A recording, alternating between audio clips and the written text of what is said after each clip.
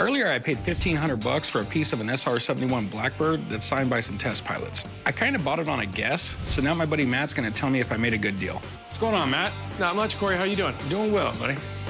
So, guy came in and sold this to me, told me it was from an SR-71 Blackbird. Nice. The guys call me down to the shop anytime they have anything aviation or military related. I try to answer any questions they might have. So the SR-71 had its first flight in 1964. It was a leader of its time. This is probably one of the coolest aircraft ever made. It did not have any weapons on it. It basically flew high and it flew fast. Wow. I think it went over 3.5 times the speed of sound. That's nuts.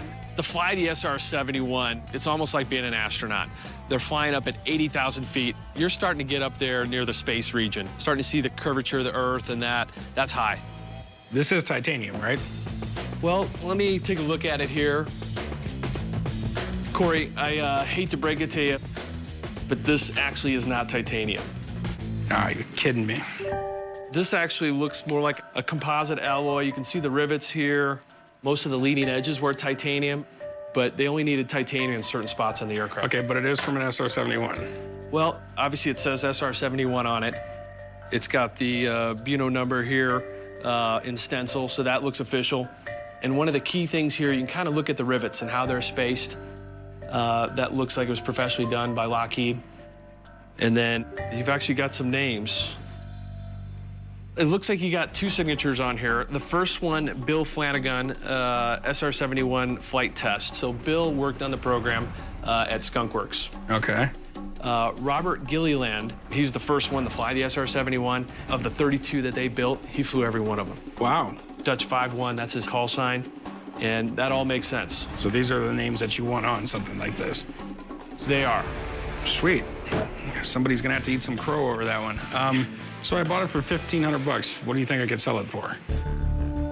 It's in good condition. It's got the stenciling. It's got two signatures of pioneers in aviation on there.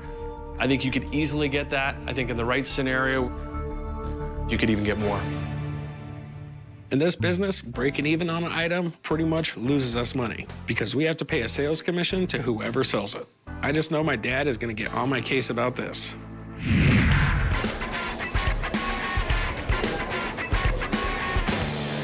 Hey, how can I help you? I got these vintage 1970s Snoopy memorabilia music boxes.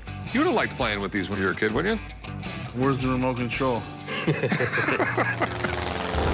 I came to the pawn shop today to try and sell my Snoopy and Red Baron music boxes. My kids don't know who Snoopy is, so figure they're not doing any good in this box. I'd like to get maybe $150 for the pair. We'll see what they say. How old are these things? Probably early 70s. Snoopy was big right around that time. Like the Snoopy specials started coming out on television. Christmas specials and the Great Pumpkin and all that stuff. What I like about these things is, you know, Snoopy was always in his little imaginary world. Yeah, Snoopy used to climb on top of his doghouse and fantasize that his doghouse was a plane and he was fighting the Red Baron. Oh, you know what's always good about Peanuts is adults never spoke. Yeah. Wah, wah, wah, wah, wah, wah, wah. That's what you sound like. Snoopy was one of the characters drawn by Charles Schulz in the comic strip Peanuts. It ran in newspapers around the world for about 50 years. It's considered the most popular comic strip ever. People still love Peanuts, so there's definitely a great market for vintage toys like these. I mean, I love the quality of the toys they made. They're all wood. Do they play music? Yes, technically. Spin the propeller here. What do we got?